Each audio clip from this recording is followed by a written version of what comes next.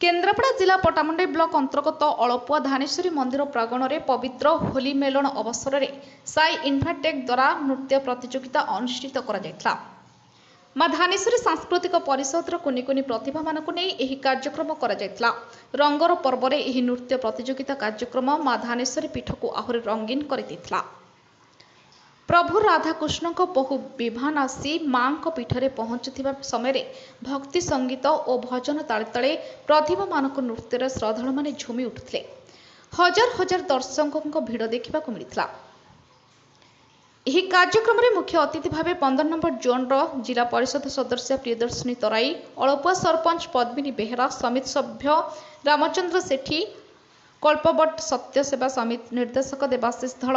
मां धानेश्वरी सांस्कृतिक परिषद प्रतिष्ठाता सुशांत कुमार राउत, मां धानेश्वरी सेवाश्रम संपादक किशोर कुमार राउत, पायल म्यूजिक स्कूल प्रतिष्ठाता देवाशीष सामल प्रभृति जोग देथिले।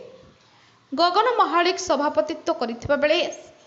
साई इन्फाटेक्र मुख्य अनिमा प्रियदर्शिनी राउत प्रतियोगी मानक उत्साहित करने सह उज्जवल भविष्य कामना करथिले। कृति प्रतियोगी मानक मानपत्र प्रदान करने सहित पुरस्कार प्रदान कर केन्द्रापड़ा नरेंद्र धड़क रिपोर्ट ज्योतिप्रभा न्यूज।